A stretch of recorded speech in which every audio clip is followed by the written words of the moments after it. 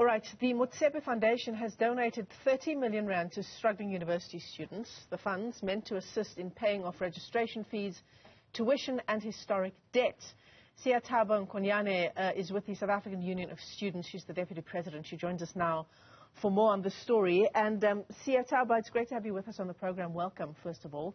The Motsepe Foundation, not the only organization that's donated a particular amount of money to address this issue of the missing middle, right? Wits University, I understand, also contributed a significant amount of funds.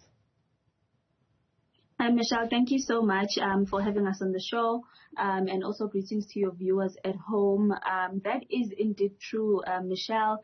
The Motsepe Foundation last week on Friday made a huge contribution, which was a total of 30 million rands to SRCs across the country in universities to assist with the registration process.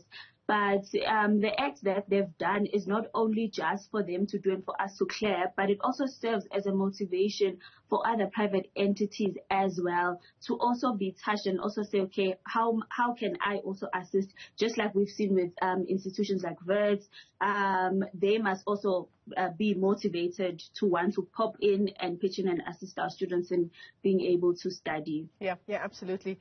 You're absolutely right. Hopefully it does sort of egg on the private sector to come up and join hands and address this issue of these 70,000 students, right, who fall under this missing middle because their household earns over 350,000 rand per year.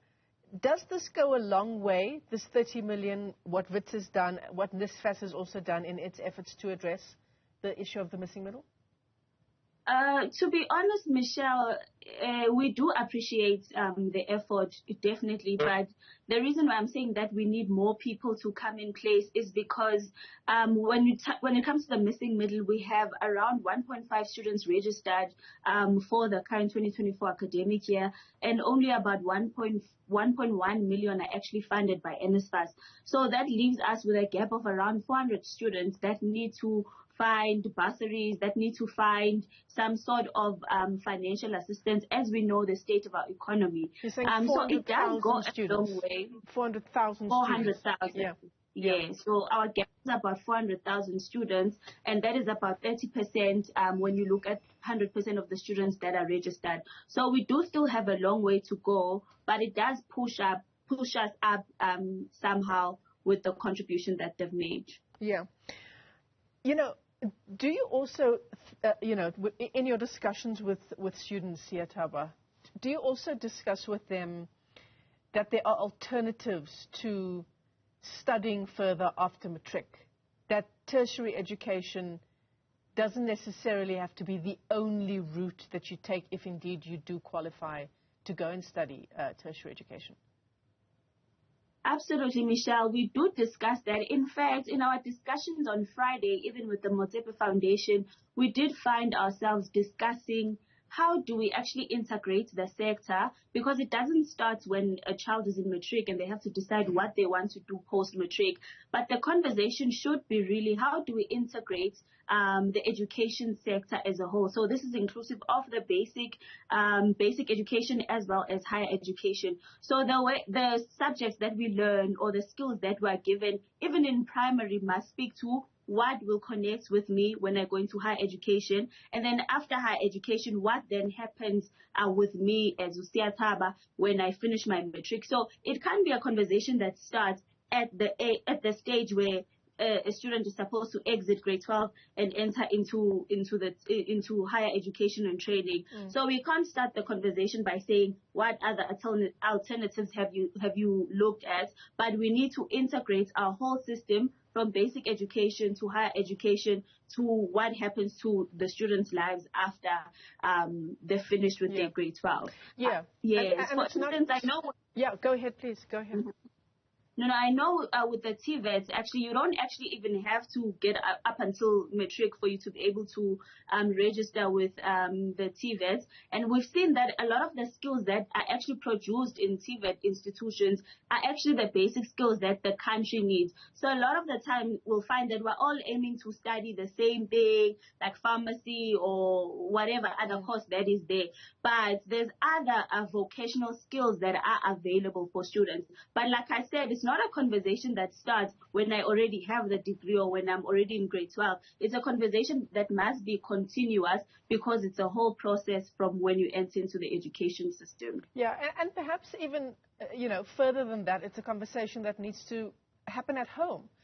Do you find that most parents, when they think about, what they want their children to do post-matric, that most parents would probably want their kids to go and join a tertiary institution, as opposed to vocational training, as opposed to broadening the scope of what is out there and how you can make a living, start your own business, employ other people? Absolutely, Michelle. We have been looking, especially when we do our programs where we're talking about access to institutions of higher learning. One of our main goals is to make sure that we educate the students or the people that aspire to get into higher education and training, that there isn't only one course or one type of department that you can go into, but there's so many others. But what's more important is for us to actually look at the landscape of the economy of the country. It can be somewhat unrealistic for us to expect that in a class of grade 12 learners, maybe there's 30 learners in the class, in a typical institution of middle-class parents, and we expect them to be able to start businesses. That is very unrealistic for a lot of South Africans. Not me being negative in that aspect of businesses, but the truth is that starting a business and running a business is not for everyone. And secondary to that, you need the finances to be able to run that business. So it's not all of us were born in the top 2% of the country. So when you reflect and look at the population of this country, a lot of us come from the middle class, if you are fortunate, but a lot more even come from poor backgrounds where they would not even be able to afford to pay school fees to go to grade 12 or registration fees when they are accepted in universities. So it's a bit unfair for us to then say, why don't you start your own business when you can't afford to pay school fees or even buy food for yourself or pay for transport or things like that. Yeah, absolutely. I mean, at the start of our interview, you talked about, other companies also coming on board to try and address this issue of the missing middle. And I suppose the private sector needs to come on board in many other ways, right? Internships that are paid. Absolutely. Adopting a school and taking a school from grade 1 to grade 12.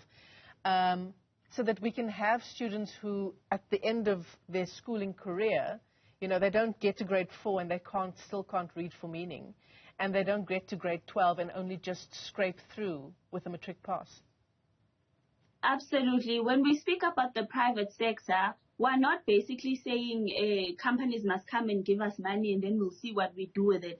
But outside of that, the conversation that we've actually been having, even as SAUS as an organization, is that the role of the private sector doesn't only start or end in the form of injecting money into the higher education sector, but it also plays a huge role even with the gap that is the unemployment of graduates that's happening in the country.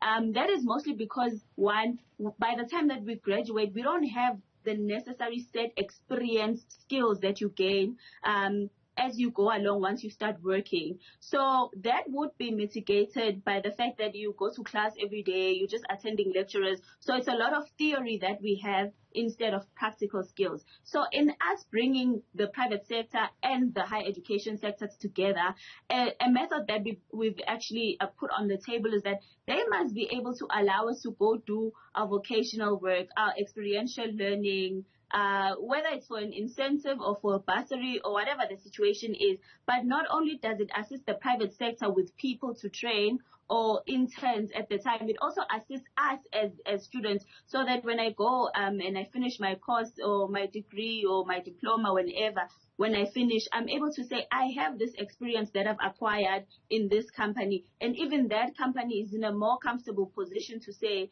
okay, I'm actually able to hire this person because they've worked with us before. They understand how we work. Instead of them wanting people with 10 years experience, if my degree is 4 years, then I would have had at least a few days of my holidays from school working for such companies. Yeah.